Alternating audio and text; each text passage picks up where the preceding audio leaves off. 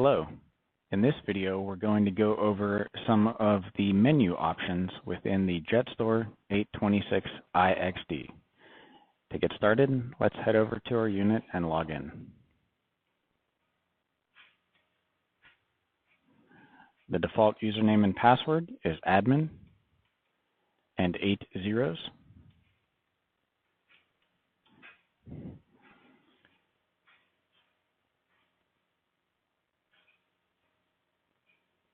Once logged in, you'll see the dashboard, which will contain a summary of the system information, system throughput, storage view, where you can see various disks and LUNs, and a brief summary of the event log. In the left-hand column, moving down, we have the hardware monitoring section, which will show you a brief summary of the various controllers, backplane, system components. Under System Settings and General Settings, we can change the system name,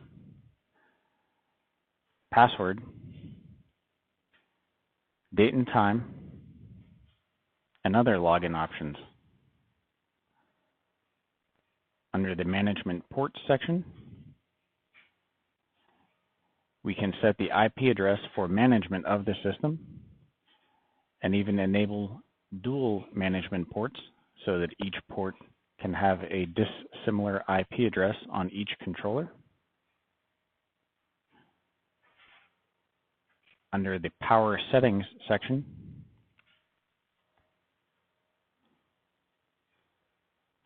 you can alter additional boot management settings, cache to flash settings,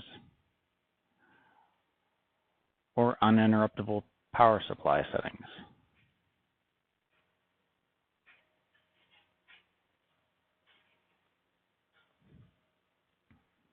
Under the notification setting, you can set up email alerts, syslog alerts, and other SNMP trap variables. Under the maintenance section, we can see a little bit more granular information about our system.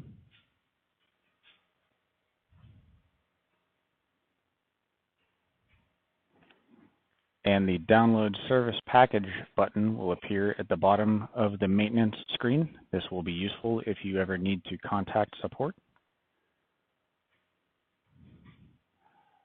Under the Update section, this is where you would update the firmware for your head unit, expansion unit, or change the operational mode, and apply licensing. The Firmware Synchronization Tab will help you ensure that the same version of the firmware is running on each controller.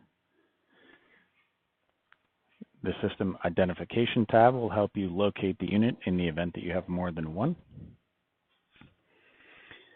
The Reset Defaults menu will let you go back to the beginning of time if you wish to. Configuration Backup lets you create several different backups. These are useful when performing firmware upgrades to ensure that if there is a problem, you can safely recover. The Volume Restoration tab will show you a history of your volume modifications and allow you to restore. Please note that you would want to contact support before doing this. And the last tab under the Maintenance section is the Reboot and Shutdown tab. This is where you can reboot the entire unit or just a single controller if need be. Under Host Connectivity, the Overview section gives us a status of all attached ports. The iSCSI Ports section is where we can set individual settings for those ports.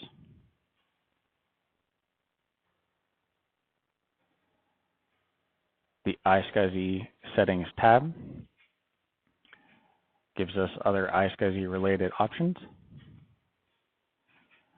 iSCSI Targets tab shows us all of the available target IDs and where we can set the network portals that you may have seen in other videos. CHAP accounts is where you would create a CHAP account and password for further authentication to iSCSI LUNs. And under the Sessions tab, you can see any active sessions to the system. The Storage Management section contains disks, where we can see the overall health of all disks and other options. If you had more than one unit, they would appear from this drop-down list. Under the Pools section, this is where you can create and manage disk pools.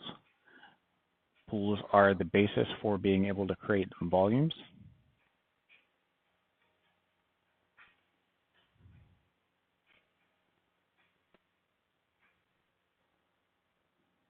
The Volume section, which allows us to carve out storage.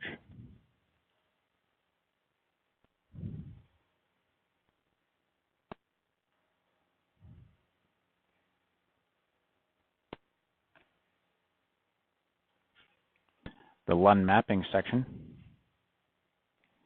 that allows us to map new LUNs or modify existing LUNs. Under Data Backup, you have the ability to set snapshots for volumes. Keep in mind you will need to leave space allocated for this.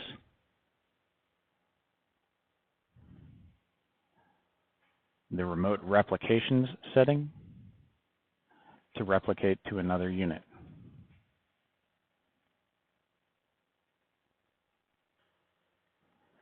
Under the Virtualization section, we see VMware, Microsoft, and Citrix. These items will contain more helpful information about acceleration technologies for each provider.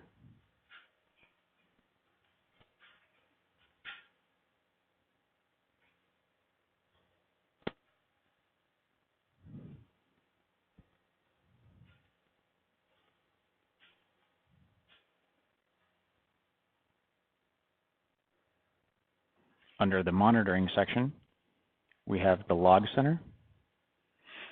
This will contain a more full version of any system logs that have been generated.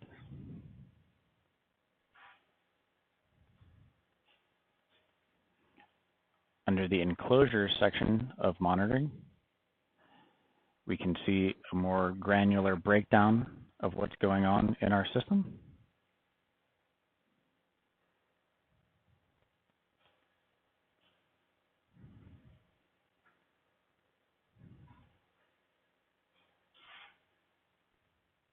Under the Performance tab, this is where we can enable individual disk monitoring in graph form or multiple disk monitoring, as well as iSCSI port monitoring.